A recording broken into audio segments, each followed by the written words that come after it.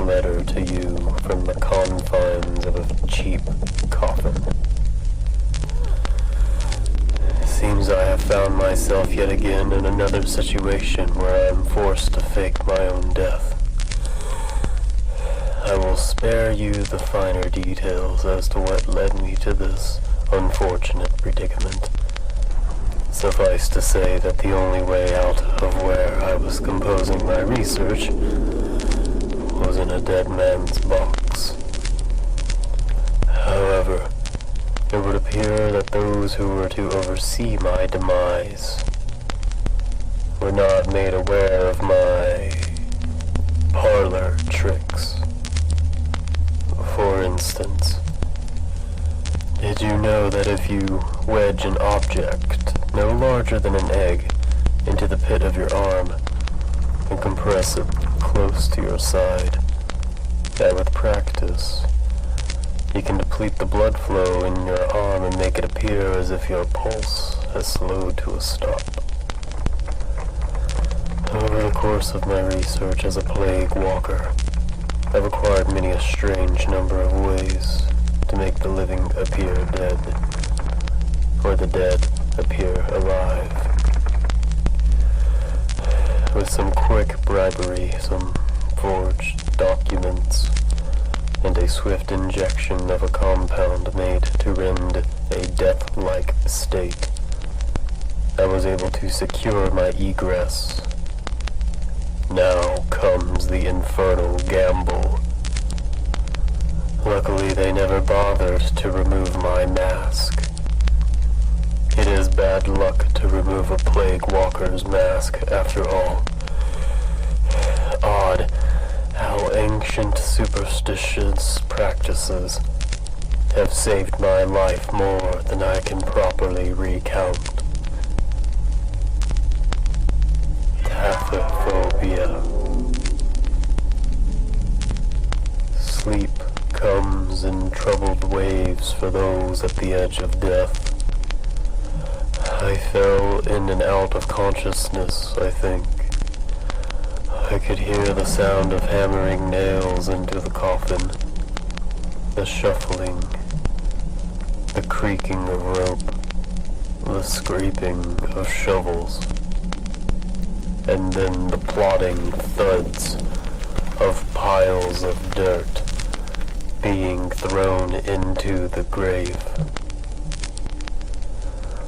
I calculated the depth of the grave by the cadence of the dirt leaving the shovels. I dreamt of the realm of the dead, and have awakened to being buried alive. My oxygen reserves inside my plague mask are nearly depleted, and now it is time to build up my strength for what comes next.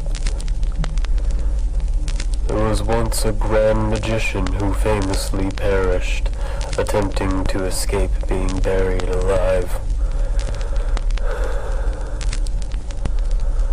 I will attempt to tell you how to manage an escape from the grave with mild success and a lot of luck.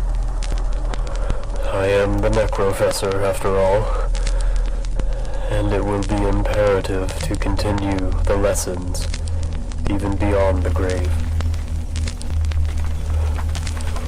The first step is to, obviously, not panic. Even if you are skilled at cheating death, learning not to panic is a practiced art. You must not consume any more oxygen than necessary, for you will need all you can get when you climb out of the grave.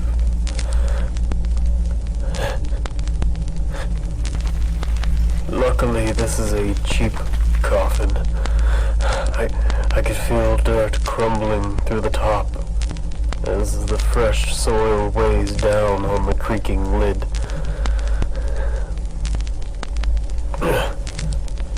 You will will want to find a spot near your head and chest. Begin creating your exit.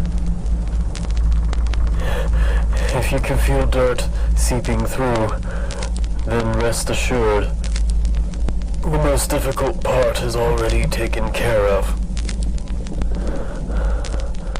Otherwise, you will have to begin creating a hole in the coffin lid, using the weight of the dirt to help assist in a breach.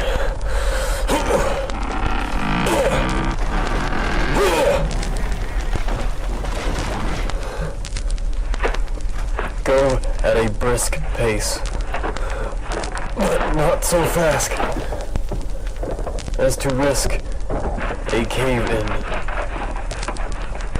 You must listen to the dirt.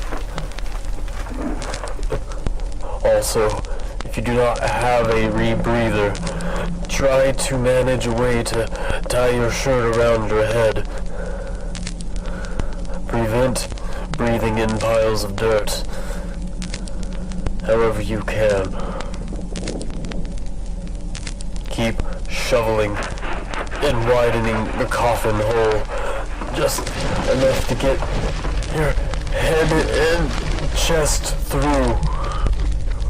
Once the coffin is breached, this is the most dangerous part. You will want to get your head and chest through the hole and keep manipulating the dirt into the coffin, filling and packing it into the bottom and sides with your feet and hands as you go. Slowly the dirt inside will replace your body space, and you will want to manipulate yourself to where you are standing on the coffin with your arms straight up.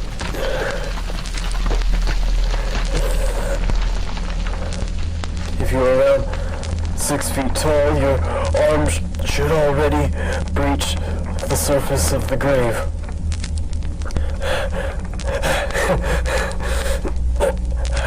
I can feel the fog. Okay. Then it becomes a matter of forcing your body upwards, using your legs to propel up in small increments as they create pockets of empty space that will fill in with the surrounding dirt. Worm, claw, and scramble your way upwards.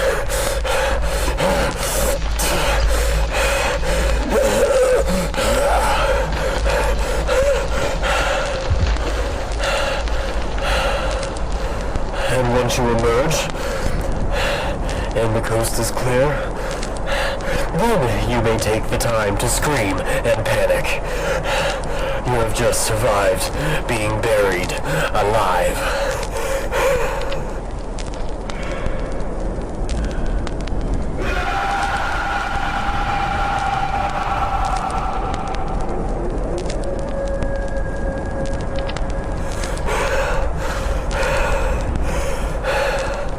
A weak coffin, soft newly dug soil, enough oxygen, and an indomitable willpower, on a whole lot of luck, are essential to the success of this feat.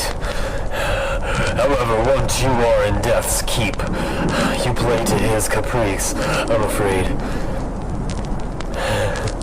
I can see the moon tonight, and what a beautiful moon she is. But the storm is rolling in fast.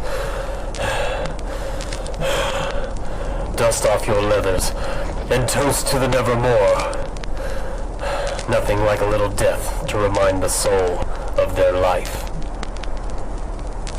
Your existential grave robber, Necrofessor.